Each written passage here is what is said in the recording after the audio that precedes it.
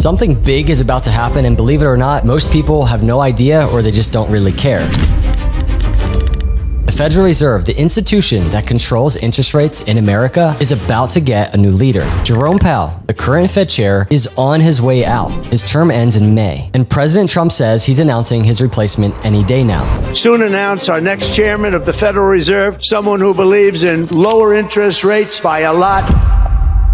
Now, there's a lot of people out there that are thinking, who cares? It's just some boring government Fed stuff. But here's the thing. This one decision, this one person could influence what you pay for your mortgage, whether your employer is hiring or laying people off, how your investments perform for the next 4 years. And what's happening right now? The signals that we're getting, it's setting up a situation that we really haven't seen before. I want to walk you through exactly what's going on, what it means, and what you need to be watching right now. So let's get into it. All right, so let's start with what we actually know. On December 17th, Trump gave a national address, kind of like a year-end speech on the economy. And in that speech, he said something that got a lot of people's attention. He said, "I'll soon announce our next chairman of the Federal Reserve, someone who believes in lower interest rates by a lot, and mortgage payments will be coming down even further." Now, let's just pause on that for a second. That's not vague. That's not, we'll find the most qualified candidate. He's telling you and I up front what the job description actually is. Cut rates aggressively. And look,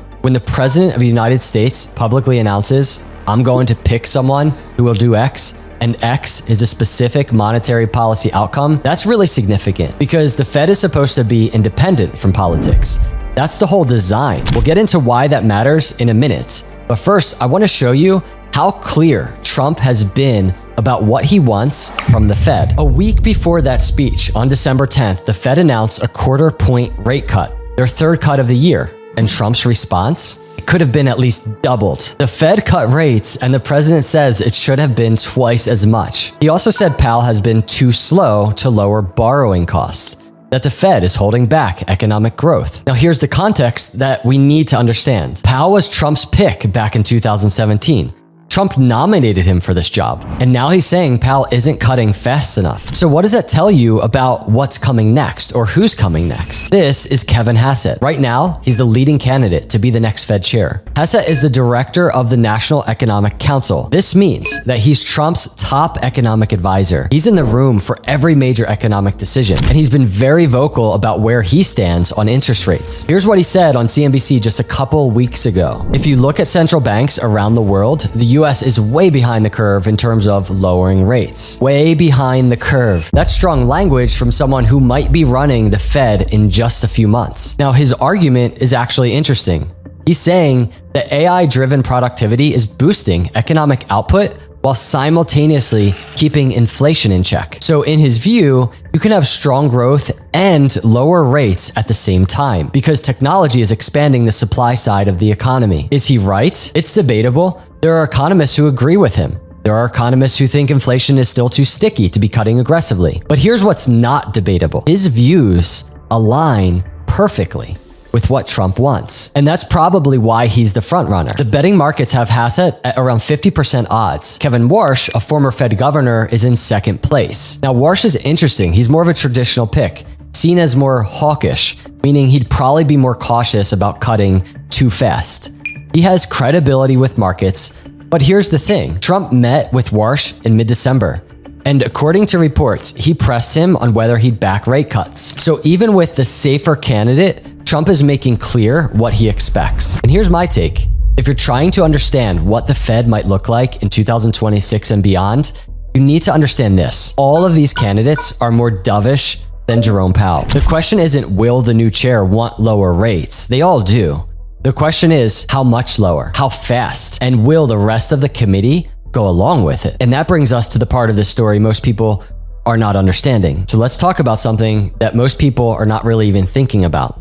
And it might be the most important part of this entire story. It's called Fed independence. Here's how the Federal Reserve is designed. The chair serves a 4-year term.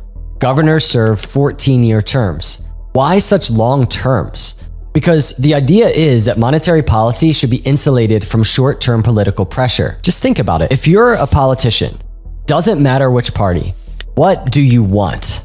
You want the economy to feel good. You want people to be able to borrow cheaply. You want them to be able to buy houses, start businesses. Low interest rates make all of that happen. So every politician in every administration has an incentive to want rates lower. But here's the problem. If you keep rates artificially low when inflation is still running kind of hot or out of control, you risk making inflation worse, or you create asset bubbles, or you force the Fed to raise rates up even higher later to compensate, which causes a recession. And that's not hypothetical. That's exactly what happened in the 1970s. Political pressure kept rates too low for too long. Inflation got way out of control. And then Paul Volcker had to come in and raise rates to nearly 20% to tame everything. It was insane and it caused a recession, but it was necessary because the problem had been allowed to get out of hand in the first place. So the Fed is kind of designed to be the adult in the room, so to speak. The one institution that can make unpopular decisions, like keeping rates higher, even when people are complaining about it, because they're not worried about the next election. Now, what happens when you explicitly pick a Fed chair because they'll do what you want on rates? Here's one take. Due to his close relationship with Trump, if appointed, Hassett would face the task of convincing markets that he is a credible and independent central banker rather than a political pawn tasked with carrying out the president's will. And this is the part a lot of people miss. It's not just about whether the Fed should cut rates. I think they should. Many of you probably think they should. It's about whether the market believes the Fed is making decisions based on data or based on politics alone. Here's why that matters practically for all of us. Let's say the new Fed chair comes in and starts cutting the short-term rate. Sounds awesome, right? Borrowing gets cheaper, all that good stuff. But here's the thing. Mortgage rates aren't directly tied to the Fed funds rate. They're tied to the 10-year Treasury yield. And the 10-year yield, that's driven by what bond investors expect about future inflation. So if bond investors look at the new Fed chair and they think, you know what, this person is just going to do whatever the president wants, inflation doesn't even matter, whatever the president wants, then they're going to demand higher yields to compensate for that risk, which means mortgage rates could actually stay higher for longer, even while the Fed is cutting. Now, I'm not saying that's likely, but it's possible. And that's the irony. If you pick a Fed chair who's seen as too political, you might not get the lower mortgage rates that you're hoping for, or at least in the speed that you want them. The market has to trust the Fed. That's not a political statement. That's not an opinion. That's just how bond markets work. This is why I think this story is so important. It's not just about who gets the job. It's about what the market believes about that person's independence. And right now, that's an open question. All right, so let's zoom out and look at where we actually are with rates. Right now, the Fed funds rate sits at 3.5 to 3.75%. The Fed cut 3 times in late 2025, September, October, December. Each cut was 25 basis points. So we're down 75 basis points from the highs. But here's what's interesting. Not everyone on the Fed thinks more cuts are needed. In fact, there's a growing camp that thinks they might be done for a while. This is Neil Kashkari. He's the president of the Minneapolis Fed, and this year, he's a voting member on the FOMC. That's the committee that actually sets interest rates. Here's what he said just the other day. My guess is we're pretty close to neutral right now. We just need to get more data to see which is the bigger force. Is it inflation or is it the labor market? Pretty close to neutral. That's Fed speak for we might be done cutting. He's saying the current rate level is probably about right, not too tight, not too loose, and he's explicitly saying inflation is still a concern. Now, Kashkari is just one vote, but he's not alone. At the December meeting, there were 3 dissents on the rate decision.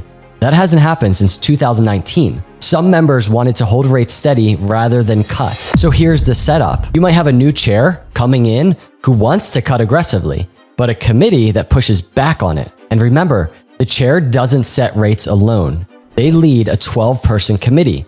They have to build a consensus. This is what I mean when I say this could go a few different ways. It's not as simple as new chair equals lower rates. The internal dynamics of the Fed really do matter. The composition of the committee really does matter. And right now, those dynamics are more divided than they've been in years. All right, so what should we actually be watching over the next few weeks and months?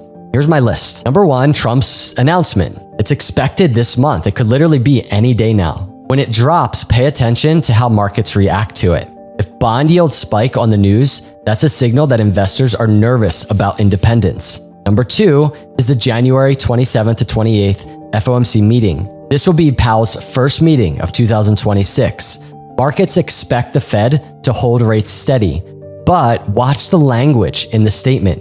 Watch for any dissents. That'll tell you how the committee is thinking heading into the transition. Number 3, will Powell stay on as a governor? This is something most people aren't really thinking about or talking about. His term as chair ends in May, yes, but his term as board member runs until January 2028. Legally, he could stay on and keep voting on rates under the new chair. It would be unusual, but it's not unprecedented. And if he does it, it would signal he's trying to preserve some continuity and independence at the Fed. So watch for any comments from Powell on this. Number 4 are the Senate confirmation hearings. Whoever Trump picks has to get confirmed by the Senate. That's when you'll hear the nominee answer questions about independence, about inflation, about their approach to rates.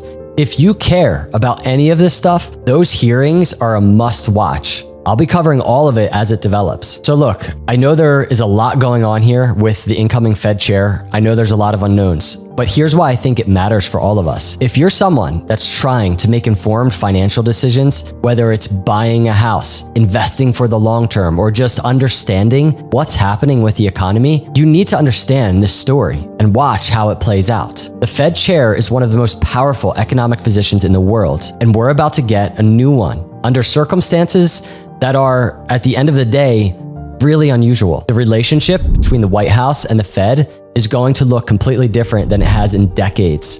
And that has implications.